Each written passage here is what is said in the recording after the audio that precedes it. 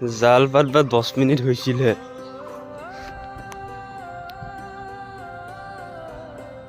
মাছ লাগিলে। গোটেই সপ্তাহজোৰা কাম কৰাৰ পিছত শনিবাৰে বন্ধ পাওঁ।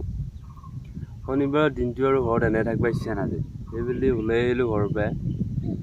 ওলাই আহি স্কুল ফিল্ডত অলপ টাইম বহিলোঁ। বহি পেলাই ভাবিলোঁ কি কৰা যায় বুজি থাকি দুচা ফোন মাৰিলা কৈছে সিহঁতৰ ডবলা তাত বোলে মাছ আছে। সিঁচোৱা তাকে আহি পেলাই বহিছোঁ পুখুৰী পাৰত। ডবলটো এতিয়া সিঁচিম আজি। আপোনালোকক দেখাম কিমান মাছ পাওঁ। মাছ কিন্তু অজস্ৰ মাছ আছে। এই জালখন পাতবা 10 মিনিট মানহে হৈছিল। মাছ কিন্তু পুৰা লাগছে। পুঠি, গৰৈ, চেং, তৰা ভৰ্তি হৈ জালত লাগছে। মাছ আৰু তত পোৱা নাই। গতিকে এই ডবলটো সিঁচিম আজি। আপোনালোকে চাই থাকিব। মাছ কিমান পাওঁ আপোনালোকক দেখাই আছোঁ। ৰ'দ বহুত দিব পাৰে, কিন্তু এই পথাৰৰ মাজত থকাৰ মানে আমেজটো বেলেগ। যিমান ৰ'দ দিলেও গাত ৰ'দ নালাগে, কাৰণ বতাহ বলি আছে।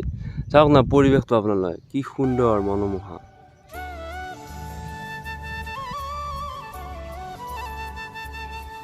এনেকুৱা পৰিৱেশৰ মাজত ডাঙৰ দীঘল হোৱা চলি আৰু আমি এই গাঁও এৰিয়াটোত বহুত সুখ। সেইকাৰণে গুৱাহাটী এৰি গাঁৱক আইছোঁ। গাঁৱৰ নিচিনা সুখ আৰু ক'তো নাই। আপোনালোকে নিশ্চয় অনুভৱ কৰিব পাৰিছে কিমান সুন্দৰ পৰিৱেশৰ মাজত আছোঁ আমি। কিটা মাছ চিধা সিঁচিমে আৰু আমি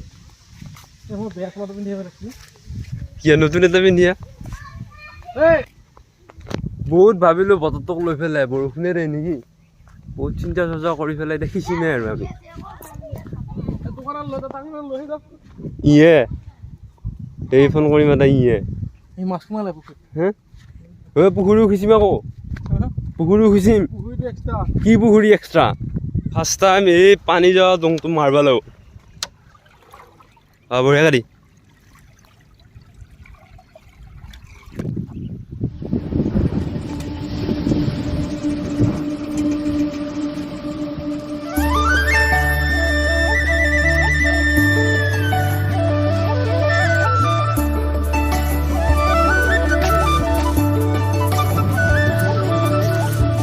আমাৰ এতিয়া মানে প্ৰায় আধা আধি কাম শেষে হ'ল। পান চান দিলোঁ। এতিয়া আমি লেহেতি মাৰি আছোঁ আৰু খিয়নি মাৰি আছোঁ।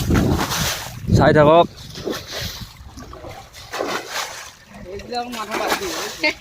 লাগি আছে কেনে মাৰা মাৰা তামাম।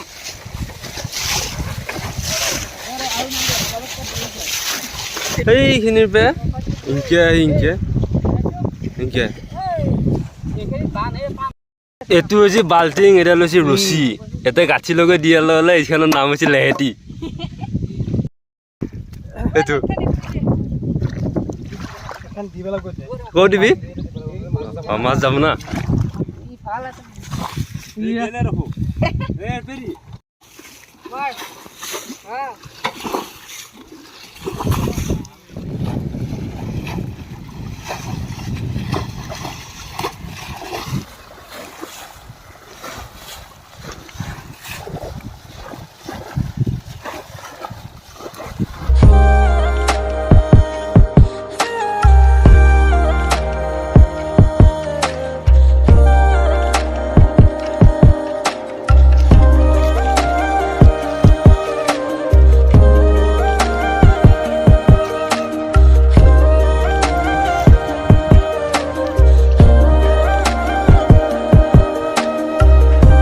বৰষুণে একদম খেলি মেলি কৰি দিলে গাইছ।